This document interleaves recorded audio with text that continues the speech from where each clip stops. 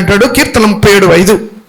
కీర్తన 37:5 చూద్దాం ఒకసారి. కీర్తన 37:5 నీ మార్గమును యెహోవాకు అప్పగింపము, నీవు ఆయనను నమ్ముకొనుము. అందరు చదవండి, అందరు తిన్నారు సార్, అందరు తీయాలి. ఈ మంచి మంచి మాటలు, మంచి మంచి వాక్యాలు చదువుతున్నప్పుడు మన హృదయాన్ని తాకుతూ ఉంటాయి. అందరూ నీ మార్గమును, నీ మార్గమును ఎవరికి అప్పగించాలి? యెహోవాకు అప్పగింపము, నీవు ఆయనను నమ్ముకొనుము. అది నీవు ఆయనను నమ్ముకొనుము, నీ కార్యమును దేవుడు నీ కార్యము నెరవేర్చును గాక. నమ్మికతో చెప్పండి ఒకసారి. నీ కార్యం ఏదైతే ఉందో ఆయన్ని త్రోవలు సరళం చేస్తారంటున్నాడు ఈ మధ్యాహ్న సమయంలో. పరిశుద్ధాత్మ దేవుడు మాట్లాడుతున్న మాటలేవి. అంటున్నాడు, ఆయన అధికారానికి ఒప్పుకో, నీ మార్గమును యెహోవాకు అప్పగించు. నీ మార్గాలు ఏవైతే ఉన్నాయో, దేవా నా మార్గాల్ని నిలబెడుతున్నానయ్యా, నాకైతే అసాధ్యమయ్యా, నీకు సమస్తమును సాధ్యమేనయ్యా అని చెప్పేసి ఆయన ఆ మార్గం, నీ మార్గం, నువ్వేదైతే కోరుకుంటున్నావో, నీకు ఏదైతే అవసరమో, నువ్వేదైతే మరి కావాలో ఆ మార్గాన్ని దేవుడి దగ్గర పెడితే దేవుడు నీకు అనుగ్రహించును గాక, నీ కార్యము నెరవేర్చును గాక. దేవుని మీద నమ్మకించు. ఇంకో ఉదాహరణతో బలపరుస్తాను. లూకా సువార్త తిని ఒకసారి. లూకా సువార్త. దేవుడు మనల్ని మధ్యాహ్న సమయంలో బలపరచును గాక. లూకా సువార్త 8వ అధ్యాయము. లూకా సువార్త 8వ అధ్యాయము 47 చదవము ఒకసారి. అంతటా ఇదిగో సమాజ మందిరపు అధికారి అయిన యాయీరు అని ఒకడు వచ్చి యేసు పాదముల మీద పడి ఇంచుమించు 12 ఏండ్లు ఈడు గల తన ఒక్కతే కుమార్తె చావ సిద్ధముగా ఉన్నది కనుక తన ఇంటికి రమ్మని ఆయనను బతిమాలుకొనెను. ఆయన వెళ్ళుచుండగా. దేవుని స్తోత్రం. ఒకసారి. ఎవరమ్మైనా సమాజ మందిరపు అధికారి. సమాజ మందిరపు అధికారి అంటే ఒక పాస్టర్ గారి తరహాలో ఉన్నటువంటి ఆయన, ఒక చర్చికి హెడ్. సమాజ మందిరపు అధికారి వచ్చి క్రీస్తు పాదాల మీద పడిపోయి, అయ్యో నా యొక్క 12 సంవత్సరాలు ఉంది నా కుమార్తె చనిపోతుంది, నా కుమార్తె చనిపోతుంది, నా కుమార్తె అయ్యా చాలా సిద్ధంగా ఉంది, చనిపోతుంది, ఇంకా అయ్యో ఒక్కతే కుమార్తె, నాకు ఇంకెవరు ఆధారం లేదయ్యా, నువ్వు ఇచ్చిన బిడ్డయ్యా, ఒకే కుమార్తెయ్యా, చనిపోతుందయ్యా అని చెప్పేసి ఆ అధికారి, ఆ సమాజపు అధికారి తగ్గించుకుని యేసు ప్రభు గారి దగ్గరికి వచ్చేసి కాళ్ళ మీద సాష్టాంగ నమస్కారం చేసేసాడంట. దేవునికి స్తోత్రం. దేవునికి స్తోత్రం చెప్పు ఒకసారి. సమస్య వచ్చినప్పుడు దేవుని దగ్గరికి రావాలి. సమస్య వచ్చినప్పుడు మోకాళ్ళు వేసేయాలి. సమస్య వచ్చినప్పుడు దేవుని మీద నమ్మిక ఉంచాలి. రైటే వేసాడు, దేవుని దగ్గర మొరపెట్టాడు. అయితే ఏం జరిగిందో తెలుసా? ఏం జరిగింది? 49వ వచనం. ఆయన ఇంకా మాట్లాడుచుండగా సమాజ మందిరపు అధికారి ఇంటి నుండి ఒకడు వచ్చి, నీ కుమార్తె చనిపోయింది, బాదుకుని శ్రమ పెట్టకు. బాదుకుని వార్త వచ్చేసింది. ఏం వార్త వచ్చిందో తెలుసమ్మా? ఏం వార్త వచ్చిందో తెలుసా? నీ కుమార్తె చనిపోయింది. అయిపోయింది. వీళ్ళందరూ ఇంటి దగ్గర నుంచి వచ్చేసారు. ఈ యాయీరు కుమార్తె దగ్గరికి, వీళ్ళ యాయీరు దగ్గరికి వచ్చి అంటారు, అయ్యో అయ్యో సమాజ మందిరపు అధికారి, నీ కుమార్తె చనిపోయింది, ఏర్పాట్లు చేసుకుందాం వచ్చాయి. ఇంకా బాధకుడు ఎందుకే మనకి? ఇంకా నీ బాధకునే శ్రమ పెట్టద్దు, ఇంకా మన ఇంటికి ఇంకా వద్దు, ఇంకా దేవుని విడిచిపెట్టే. ఒకసారి సాతాను గాడు ఇటువంటి బాణాలు వేస్తూ ఉంటాడు మన మీద. ఇంకంతా అయిపోయింది కదా, ఇంకేం జరిగింది వదిలే, ఇంకంతా అయిపోయింది కదా, ఇంక దేవుడు ఏం చేస్తాడు? దేవుడు ఏం చేయలేడు, దేవుడు ఏం చేయలేడు, వదిలే, దేవుడు వదిలే. ఇది సాతాను గాడు వేసే బాణం. అంతా అయిపోయింది, నా కథ ముగిసిపోయింది, ఇంకా చాప్టర్ క్లోజ్ అయిపోయింది, నా జీవితం అయిపోయింది, చాప్టర్ క్లోజ్ అయిపోయింది, చనిపోయింది, అయిపోయింది, ఇంకెందుకయ్యా ఇంకా దేవుడా ప్రార్థన, భక్తి ఏంటి నీ భక్తి? సాతాను గడు మనుషులను ప్రేరేపించి మన మీదకి ఈ విధంగా బాణాలు వేస్తూ ఉంటాడు. అయ్యా ఇంక దేవుడు వల్ల ఏం కాదు, వదిలే. ఇంక దేవుడు వల్ల ఏం కాదు, వదిలే. దేవుడు వదిలిపెట్టే, నువ్వు వచ్చేయి. ఇంకా ఆయన త్రోవన వెళ్ళిపోతాడు, ఆయనకి వెనక్కి వెళ్ళిపోతాడు. మనం వెళ్ళి మన సమాధి కార్యక్రమాలు లేకపోతే ఆవిడని సిద్ధపరచుదాం రండి. యేసుప్రభు గారు ఒక మాట అన్నారమ్మా. ఈ అధికారికి ఈ మాట వినగానే ఒకలాంటి దుఃఖం వచ్చేసింది. అయ్యో నా కుమ్మ చనిపోయింది, ఇంక వెళ్ళిపోతాం అనుకుంటున్నాడు. అయ్యో నా 12 ఏళ్ళ కుమ్మతి ఎంతో అల్లారు ముద్దుగా పెంచుకున్నాను, లేక పుట్టింది, ఒక్కగానొక్క కుమార్తె అనుకున్నాను. యేసుప్రభు గారు వచ్చిన మాట, భయపడవద్దు. 50 వచనం, భయపడవద్దు, నమ్మిక మాత్రము ఉంచము, ఆమె స్వస్థపరచ. వాడు గట్టిగా దేని స్తోత్రం చేద్దామండి. కుమార్తె చనిపోయింది, అయిపోయింది, ఆల్రెడీ ఓవర్. అయినప్పటికీ యేసుప్రభు అంటున్నారు, యేసు అంటున్నాడు, భయపడకయ్యా. నువ్వు భయపడుతున్నావు, నువ్వు అపనమ్మిక వల్ల నీకు భయం వచ్చేసింది. నీకు ఈ భయం వల్ల అపనమ్మిక కలిగిందేమో నీకు. దేవుడు మాట్లాడుతున్న మాట ఏంటో తెలుసా? అయ్యో కరెక్టే, నువ్వు భయపడకు, దేవుని యందు నమ్మిక ఉంచు. ఆ యేసయ్య ఇప్పుడు చూశాడేమో, యాయిరు చూశాడు. ఆ త్రోవలో 12 ఏళ్ళ ఆ త్రోవలో ఒక అద్భుతకార్యం చూశాడు యాయిరు. 12 సంవత్సరాల రక్తస్రావం గల ఆ స్త్రీ స్వస్థపరచడం చూశాడు. రైట్, నమ్మకం వచ్చేసింది. నా కుమార్తె చనిపోయినా కానీ బ్రతుకుతుంది. అది నమ్మకం. స్తోత్రం కలుగును గాక. నా కుమార్తె చనిపోయినా బ్రతుకుతుంది. మనకి ఏమీ రాకపోయినా, నీ దగ్గర అంత బలం లేకపోయినా, నీ దగ్గర అంత టాలెంట్ లేకపోయినా, దేవుడు నిన్ను హెచ్చించును గాక.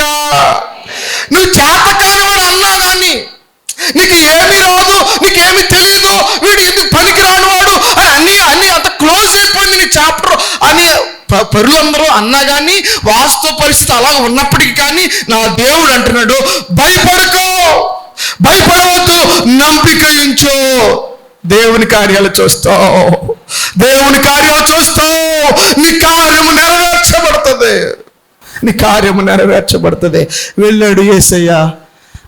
అక్కడ అపనమ్మకంగా ఉన్న వాళ్ళందరినీ బయటకెట్టేశాడు. ఆ చేసింది బయట తెలుసండి. అక్కడికి వెళ్ళిన తర్వాత వాళ్ళంతా గొళ్ళు ఏడుస్తున్నారు. అంటే అయిపోయింది కాబట్టి. ఇప్పుడు వీళ్ళంతా నమ్మకం ఉంచితే ఏసీ ఇంటికి వస్తున్నాడంట, ఏసీ వస్తాడంట, తిరిగి లేపుతాడంట అని ఏసీని ఆహ్వానించడం మానేసి అపహాసించను అని ఉంటుంది. మీకు తెలుసా? చదవండి ఇంటికి వెళ్ళిన తర్వాత. ఏం చేస్తానంటే యేసు ప్రభు గారు వస్తుంటే అయిపోయిన తర్వాత వచ్చి ఏం చేస్తాడు దేవుడు, ఈ దేవుడు ఏం చేస్తాడు నీకు అని అనుకుంటున్నప్పుడు అందరూ అపహాసిస్తుంటే వీళ్ళందరినీ బయటికి ఇంటేశాడు. ఎందుకంటే అపనమ్మకం కలిగే వాళ్ళంతానే బయటికి పోండి, మీరు బయటికి పోయి పంపేసిన తర్వాత ఆ ఏడ్చే వాళ్ళని, నమ్మకం లేని వారిని, లేదా అపహాసించే వాళ్ళని అందరిని బయటికి ఇంటేసి తల్లిని, తండ్రి నమ్మకించాడు కదా, ఆ తండ్రిని తల్లిని లోపల తీసుకెళ్ళాడు. పేతురు, యాకోబు, యోహాను, ముగ్గురు, 5 చిన్నదానా లే, ఆమె నిద్ర బయటకు వచ్చి అన్నాడు యేసుప్రభు గారు, ఏడవకండి, బయటకు వచ్చి హెచ్చరించాడు ఆయన, ఏడవద్దు, చిన్నది నిద్రించున్నదే కానీ చనిపోలేదు. దేవుని స్తోత్రం కలుగును గాక. నిద్రిస్తుంది, చనిపోలేదు. చిన్నదానా లేగా అన్నాడు. చనిపోయిన వాడిని దేవుడు లేపాడు. గట్టిగా దేవుని స్తోత్రం చేద్దామా, నమ్మకించుదామండి. నేను ఇంకా చెప్పాలనుకుంటున్నాను కానీ ఇంకా చాలా ఉంది. దేవుడు మనందరి పట్ల ఆ నమ్మికను తీర్చును గాక. గట్టిగా దేవుని స్తోత్రం చేద్దాం. ఒకసారి చెప్పాలి, ఒకసారి గట్టిగా దేవుని స్తోత్రం చేద్దాం. హల్లెలూయా. అపనమ్మికను తొలగించుకుందాము గాక. ఏం తొలగి ఈ మధ్యాహ్న సమయంలో ఏం తొలగిపోవాలి? అందరూ మాట్లాడాలి. యేసు ప్రభు గారు తిరిగి లేచిన తర్వాత తన శిష్యులను బలపరుస్తున్నాడు. అపనమ్మికను తొలగించాడు. ఇప్పుడు ఓ తండ్రి కూడా అపనమ్మిక కలిగి ఉన్నాడు. నేను ఇక దీని సబ్జెక్ట్ వెళ్ళిపోతుంది. ఓ తండ్రి, మార్కు సువార్త 9:22 ఓ తండ్రి అంటాడు, ఎందుకంటే మరిది అత్తమానం నురుకొక్కున్నాడు, పడిపోతున్నాడు, ఆ దెయ్యం పట్టేసుకుని తనని వలకలేదు, ఆ శిష్యుల వల్ల కాలేదు. అప్పుడు అంటాడు తండ్రి అంటాడు, నీ వలన ఏమైనను, నీ వలన అంటే ఏంటి? అపనమ్మిక. ఏమైనా అయితే ఏమైనా అవడం ఏంటి సార్? నీ వల్ల ఏమైనా అవడం ఏంటి సార్? ఆయన చేయగల శక్తిమంతుడు అని నమ్మితే దేవుని స్తోత్రం. అలా అపనమ్మిక లేకుండా ఉంటే దేవుని కార్యాలు చూదువుగాక, ఆయన ప్రత్యక్షను పొందుకుందువు గాక, దేవుడు నీ కోరికను సఫలపరచును గాక, నువ్వు అనుకున్నది దేవుడు త్వరితగతిని చేయును గాక. రెండు చేతులు దేవుడు స్తోత్రం చెప్తుంది. ఒకసారి గట్టి చెప్పాలి హల్లెలూయా. చేద్దాం హల్లెలూయా. ఒక అంశం అయిందండి, ఒక అంశము అవుతా అపనమ్మిక. రెండవది హృదయం మాట్లాడాలి. రెండోది ఏంటమ్మా? అందరూ మాట్లాడాలి. వీటి గురించి లోపాన్ని, శిష్యు లోపాలని యేసు ప్రభు గారు సరిచేశారు. ఒకటి వాళ్ళు అపనమ్మిక, రెండోది ఏంటంటే హృదయం మాట్లాడాలి. హృదయ కాఠిన్యం ఏంటంటే హృదయం మోడుబారిపోయింది, హృదయం రాడైపోయింది వాళ్ళది. మనకి ఇర్మియా భక్తుడు అంటాడు కదా, ఇర్మియా 9:15 ఉంటుంది కదా, ఏంటది? హృదయము అన్నిటికంటే ఘోరమైన వ్యాధి గలది. అదేంటమ్మా? ఏముంది అది? చదవండి ఒకసారి. హృదయం అన్నిటికంటే మోసకరమైనది, అది ఘోరమైన వ్యాధి కలది, దాన్ని గ్రహింపగలవాడు ఎవడు? ఈ హృదయము కాఠిన్యమైపోతుంది చాలా మందికి. రెండవదిగా ఈ మధ్యాహ్న సమయంలో నువ్వు నేను నేర్చుకోవాల్సింది ఏంటంటే, యేసు ప్రభు గారు నిన్ను నన్ను ఒక లోపాన్ని సరిచేయాలనుకుంటున్నాడు. హృదయాన్ని కఠినపరిచేసుకుంటున్నారు చాలా మంది. బాధపడకండి, దేవుడు నీతో మాట్లాడుతున్నాడు. ఏంటి సార్ మేము ఎక్కడ కఠినపరుచుకుంటున్నాం? మేము ఏ విషయాల్లో మేము కఠినపరుచుకుంటున్నాం? ఇప్పుడు ఏం జరిగిందంటే హెబ్రీ పత్రిక ఒకసారి తెద్దాం. ఒకసారి హెబ్రీ పత్రిక 3:15 వచ్చును, కానీ లేకపోతే కీర్తనలు 95 తీయండి. రెండు ఒకటే కీర్తన 95 కానీ హెబ్రీ పత్రిక 3 తీయండి ఒకసారి. రెండు అక్కడ ఏమో చెప్తాడు, ఇక్కడ వివరణ. రెండు ఒకటి ఒకసారి తెద్దాం. ఒకసారి తీయండి ఒకసారి. నేడు మీరు ఆయన శబ్దము వినిన ఎడల కోపము పుట్టించినప్పటి వలే. లేకపోతే ఇంకా ముందుకెళ్దామా తల్లి? ఎందుకు వెళ్ళిపోదామా? నేడు మీరు ఆయన శబ్దము వినిన ఎడల అరణ్యములో శోధన దినమందు కోపం పుట్టించినప్పటి వలె మీ హృదయములను కఠిన పరుచుకొనకుడి. 40 సంవత్సరములు నా కార్యములను చూచి మీ పితరులను పరీక్షించి శోధించిరి, కావున నేను ఆ తరము వారి వలన విసిగి వీరెల్లప్పుడూ నా హృదయాలోచనలో తప్పిపోవచ్చున్నారు, నా మార్గములను తెలుసుకొనలేదు గనుక నేను కోపముతో ప్రమాణం చేసినట్లు వారు నా విశ్రాంతిలో. అర్థమైంది అనుకుంటున్నాను.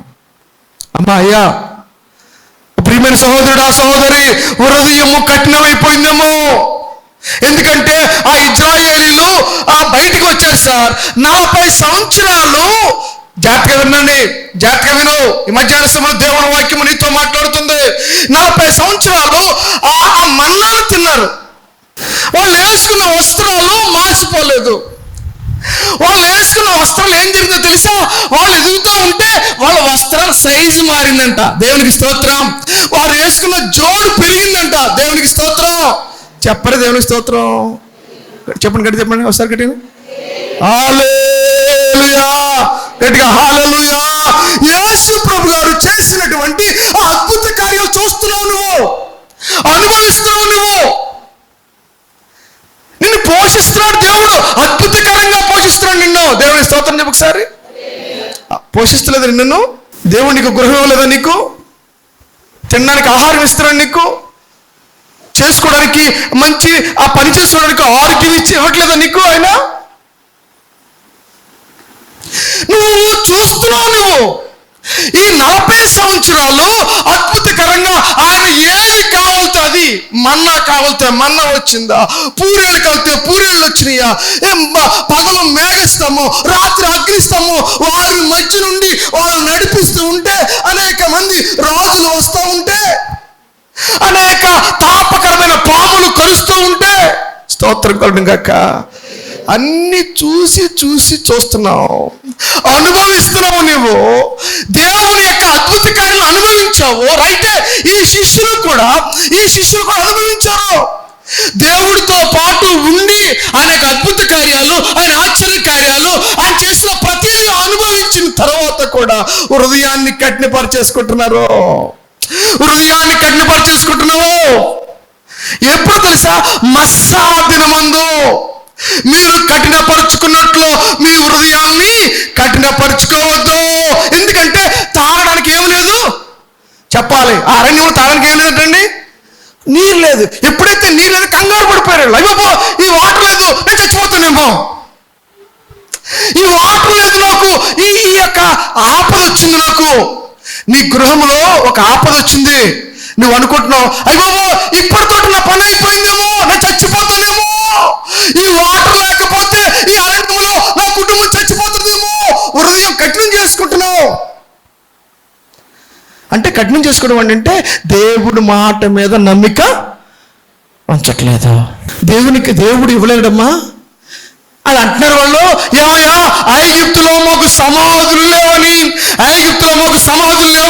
ఇక్కడికి తీసుకొచ్చి మమ్మల్ని ఏం చేస్తావు? నువ్వు చంపేస్తావా? ఐగుప్తులో సమాధులు లేవని ఇక్కడికి వచ్చి వాళ్ళు చంపేస్తావా? దేవుడి మీద తిరగబడుతున్నారు. తిరస్కారం. మస్సా మెరీబా అంటే వాదిస్తున్నావు దేవునితో. కోపపడ్డాడు దేవుడు ఏమన్నాడో తెలుసా? వీళ్ళు ఇంకెప్పుడు కూడా నా విశ్రాంతిలోకి ప్రవేశించు. ఎంత మాట అన్నాడు తెలుసండి దేవుడు నీతో నాతో కూడా మాట్లాడుతున్న మాటల్లో. ఎపిసి పత్రిక 14:18 చూద్దాం ఒకసారి.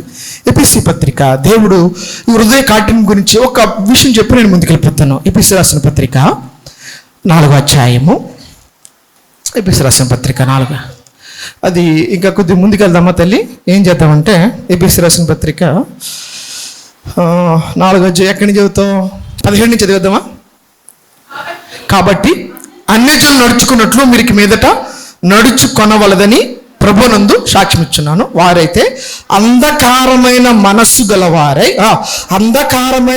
గలవారై తమ హృదయ కాఠిన్యము వలన తమలోనున్న అజ్ఞానము చేత దేవుని వలన కలుగు జీవులో నుండి వేరుపరచబడిన వారై తమ మనస్సునకు కలిగిన వ్యర్థత అనుసరించి నడుచుకొనుచున్నారు. వారు సిగ్గులేని వారై ఉండి నానా విధమైన అపవిత్రతను అత్యాసతతో జరిగించుచు తమ్మును తామే కాముకత్వమునకు అప్పగించుకొనిరి. అయితే మీరు యేసును గూర్చి విని ఆయన యందు సత్యము ఉన్నట్టుగానే ఆయన యందు ఉపదేశింపబడిన వారైన మీరు అలా క్రీస్తును నేర్చుకున్నవారు కావున మునుపటి ప్రవర్తన విషయంలోనైతే మోసకరమైన దురాశ వలన చెడిపోయి ప్రాచీన స్వభావం వదులుకొని మీ చిత్త వృత్తి యందు నూతన పరచబడిన వారే నీతియు యథార్థమైన భక్తి గలవారే దేవుని పోలికగా సృష్టించబడిన నవీన స్వభావం ధరించుకొనండి. స్తోత్రం చెప్పండి ఒకసారి, గట్టిగా చెప్పండి ఒకసారి. హృదయ కాఠిన్యం అంటే సింపుల్గా చెప్తాను సార్. హృదయ కాఠిన్యం అంటే ఇప్పుడు వాక్యం చెప్తుందా? వాక్యం బోధిస్తున్నాం కదా. ఎప్పుడైతే ఈ వాక్యం బోధిస్తున్నామో వెంటనే మారు మనసు పొందకపోవడం అంతే. ఇప్పుడు వాక్యం బోధిస్తున్నప్పుడు ఇప్పుడు త్రాగొద్దు అని చెప్తున్నారు. నువ్వేం చేస్తున్నావంటే ఈ వేళకి తాగేస్తానులే, రేపు పొద్దున్న మానేస్తాను అంటే అక్కడ ఏం జరిగింది? మాట్లాడు. అక్కడ ఏం జరిగింది? ఈ వేళకి పర్లేదు, రేపు పొద్దున్న నేను మానేస్తానంటే ఇక్కడ ఈరోజు ఆ హృదయం ఏమైపోయింది? కఠినమైపోయింది. దేవుడు వాక్యం బోధించబడుతుంది ఈరోజు. అందుకే వారు ఈ వాక్యం బాగా ఇంటికి వెళ్తే బాగా చదువుకోండి. వారికి సిగ్గు ఉండదంట. వాళ్ళకి హృదయం కఠినమైపోతే సిగ్గు లేకుండా పాపం చేస్తారు వాళ్ళు. చాలామంది కాముకత్వానికి బలైపోయారు. ఇంకా నువ్వు పాపం చేస్తున్నావు అంటే దేవుని వాక్యం నేను హెచ్చరించింది. ఈరోజు పని చేయొద్దు వాక్యం చెప్పింది. అయినప్పటికీ నువ్వు మారు మనసు పొందకుండా ఆ ప్రాచీన స్వభావాన్ని నువ్వు కలిగి ఉన్నావు కాబట్టి అది హృదయ కాఠిన్యము.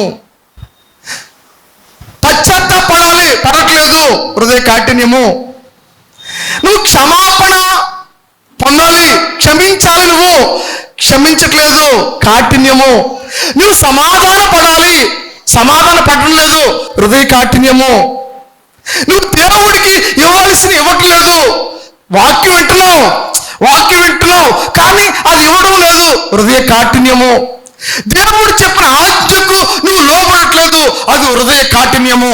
రామపత్రిక 2వ అధ్యాయం 5వ వచనం చూద్దాం ఒకసారి. రామపత్రిక 2వ అధ్యాయం 5వ వచనము. నీ కాఠిన్యమును మారు మనసు పొందని నీ హృదయమును అనుసరించి ఉగ్రత దినమందు, అనగా దేవుని న్యాయమైన తీర్పును నీకు నీవే ఉగ్రత. హృదయ కాఠిన్యత ఉంటే కనుక దేవుడు ఉగ్రత వచ్చేస్తుంది. అమ్మా, హృదయ కాఠిన్యత అంటే దేవుడు నీకు అవకాశం ఇచ్చాడు. ఆ అవకాశం ఉన్నప్పుడు మార్పు చెందుదువుగాక. గట్టిగా ఆమని చెప్పండి. సరే, నీకు తరుణం ఇచ్చాడు దేవుడికి ఒక తరుణం ఇచ్చాడు. ఆ తరుణం ఇచ్చినప్పుడు ప్రభు ఎస్ కరెక్ట్ నాయనా, నేను మార్చుకుంటున్నానయ్యా, అది హృదయ కాఠిన్యం తొలగించుకుంటాడు. అది సార్, ఇప్పుడు ఆకాను గారికి ఒక ఛాన్స్ ఇచ్చాడు. ఆకాను ఇప్పుడు తెలియదండి ఎవరు మరి దొంగిలించేశారు. అందరికీ చెప్పాడు దేవుడు, ఒక దినమంతా ఛాన్స్ ఇచ్చాడు. చెప్తూ వాక్యం బోధించబడుతుంది. అయ్యో ఎవరు దొంగతనం చేశారు, ఎవరు తెచ్చారు, అయ్యో నాది తప్పు అయిపోయింది, నేను ఇచ్చేయాలి కదా.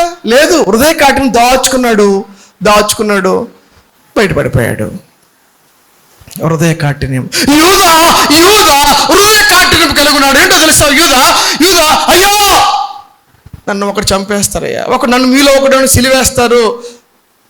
ఒక తరుణం ఇచ్చాడు దేవుడు. దేవుని వాక్యం మాట్లాడుతుంది నీతోటి, దేవుని వాక్యం నీతో మాట్లాడుతుంది, కానీ నీ హృదయం కఠినమైపోతుంది. యూదా హృదయం కూడా అదే విధంగా ఏమైపోతుందంటే కఠినమైపోతుంది. నేనా నువ్వే అన్నాడు దేవుడు. నువ్వే మార్చుకోవాలి కదా, నువ్వు మార్చుకోవాలి కదా. యోధా మార్చుకోలేకపోయాడు. తరుణం ఇవ్వబడింది నీకు. ఈ రోజు నీకు దేవుడు ఒక తరుణం ఇచ్చాడు. దేవునికి స్తోత్రం. నేడు మీరు ఆయన శబ్దము, ఆయన స్వరం విన్నప్పుడు మారు మనసు పొందుదురుగాక. 2 విషయాలు ముగించేస్తాను, టైం అయిపోయింది, దాటేసింది టైం. ఒకటి అపనమ్మికను తొలగించుకో, దేవుని నమ్మికించు. 2వది చెప్పాలి, హృదయ కాఠిన్యతను తొలగించుకుని ఉండమని దేవుడు గద్దించాడంట. ఇంకా శిష్యులకి చెప్తున్నటువంటి చివరి మాటలో, ఓ ప్రియమైన దేవుని జనాంగమా, యేసయ్య ఏం చేశాడంటే, మూలవాక్యానికి వచ్చేద్దాం. తీయండి ఒకసారి లోకాసు వార్త 24వ అధ్యాయం 36వ వచనం. వారు ఇలాగ మాట్లాడుచుండగా ఆయన వారి మధ్య నిలిచి, మీకు సమాధానం అవునుగా కానీ వారితో జనను. అయితే వారు దిగులు పడి భయాక్రాంతులే భూతమోతం కనబడినని తలంచరి. అప్పుడు ఆయన, మీరు ఎందుకు కలవరపడుతున్నారు? హృదయంలో సందేహం పుట్టినలా, నేనే ఆయన అంటకు నా చేతులు నా పాదాలు చూడండి, నన్ను పట్టి చూడండి, నాకున్నట్టుగా ఎముకలు మాంసమును ఎవరికుండవు, భూతానికుండవు అని తన చేతులు పాదములను వారికి చూపెను. అయితే వారి సంతోషము చేత ఇక్కను చూడండి, వాళ్ళు ఎంత దారుణమైన పరిస్థితో. అవి అవ్వరే ఆ పదాలు అది చదువుతుంటే నాకు ఏంటి పరిస్థితి అసలే.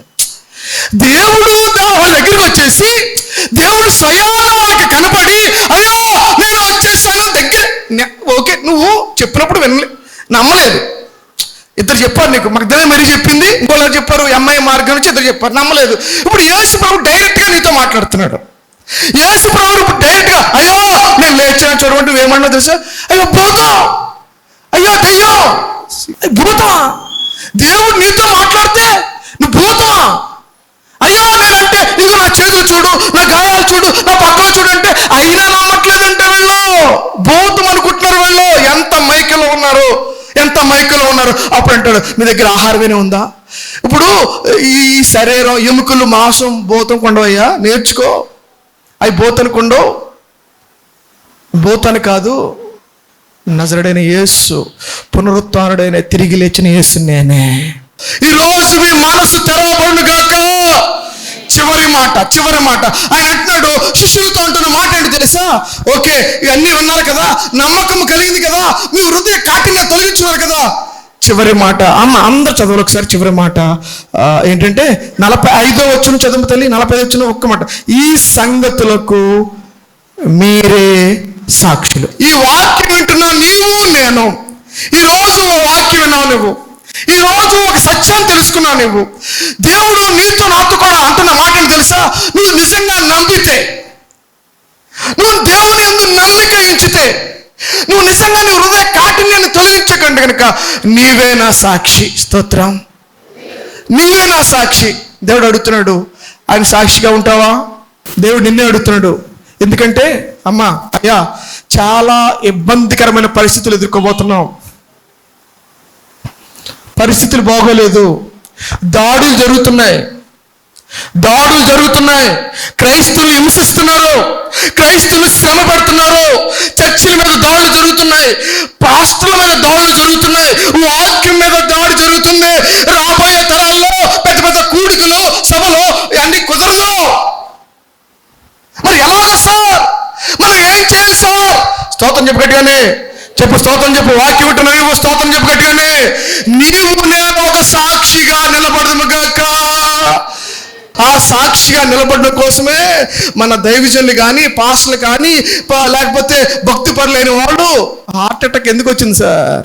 అనేక మంది సేవకులు దేవుని సాక్షిగా ఉండాలని, దేవుని సువార్త అందించబడాలని, నలుచుక్కులో ఆ యొక్క సువార్త అందించబడాలని వాడు పడే కష్టం, వాడు పడే వేదన, చివరికి అతసాక్షి అవడానికి కూడా లేని తీయట్లేదు. దేవుని స్తోత్రం కలుగును గాక. చెప్పగలిగే దేవుని స్తోత్రం చెప్పి బాధ కలగట్లేదో నీకు? వాక్యం వింటున్నా నీకు మంట రావట్లేదో నీకు? దేవుని వాక్యాలు వింటున్నావు, దేవుని యొక్క ఆ సువార్త వింటున్నావు, మేలు పొందుకున్నావు, అద్భుత కార్యాలు చూసావు, దేవుని సాక్షిగా నిలబడలేకపోతున్నావు. అది నా ప్రశ్న. ఎంతమంది సాక్ష్యం చెప్పగలుగుతున్నారు సార్? దేవుడు అడుగుతున్నాడు నిన్ను, ఏది నా సాక్షిగా నీవు ఉంటావా?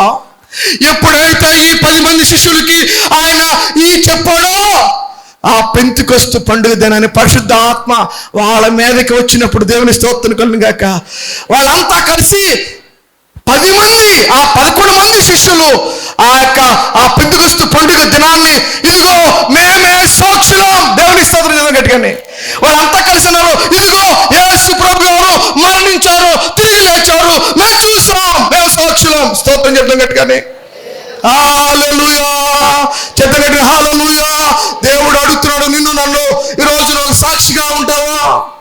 దేవునికి ఒక సాక్షి బిడ్డగా ఉంటాను అన్న వాళ్ళు లేచి నిలబడదాం. నేను నీకు వాడబడుతున్నాయా? లేచి నిలబడు. నిన్న వాక్యాన్ని అర్థం వెళ్ళిపోవడానికి వీలు. నేను దేవుడికి సాక్షి బిడ్డగా ఉంటానయ్యా, నీ సాక్షి నేను ఉంటానయ్యా, నేను ఇస్తానయ్యా. నా సత్తకి సాక్ష్యం అంటే చెప్పడమే కాదు, మన క్రియల ద్వారా రెండు చేతులు పైకెత్తి దేవుడు అడుగుతున్నాడు, ప్రభా నేనే సాక్షిగా ఉండు. ఒక తీర్మానం చేసుకో. మధ్యాహ్న సమయంలో ప్రభా నీ సాక్షిగా నేను ఉంటానయ్యా, నన్ను వాడుకోవయ్యా, నీ చేసిన ఉపకార్యాలు నలుగురు చెప్తానయ్యా. తీర్మానం చేసుకో. నువ్వు చేసినటువంటి ఉపకారాన్ని, నువ్వు చేసిన మేలును, నువ్వు చేసినటువంటి అద్భుత కార్యాలు, నువ్వు స్వస్థపరిచే విధానాన్ని, నా జీవితంలో చేసినటువంటి ప్రతి కార్యాన్ని యేసయ్యా నలుగురికి చెప్తానయ్యా. అదే సాక్ష్యం అంటేనే. మమ్మీకి అప్పగించిన పనులు అవుతండి. ఈ దినాన్ని నువ్వు లేచిన తర్వాత శిష్యులకు, మాకు దేవతండి మంచి పాఠం నేర్పించావు ప్రభా, మా అపనమ్మకాన్ని తొలగించావు నాయన, మా హృదయ కాఠిన్యతను తొలగించావు, నీ వాక్యాన్ని మాకు తెలియజెప్పావు. నీ సాక్షిగా ఉండే భాగ్యము నాకు, మా సంఘానికి, బిడ్డలందరికీ అనుగ్రహించమని ప్రభా, నీ సాక్షులుగా మేము దైవ సేవకులతో పాటు పాల్పములు పొందే భాగ్యం మాకు అనుగ్రహించమని ప్రభువుని యేసు నామమున వేడుకుంటున్న పరమ తండ్రి. ఆమేన్.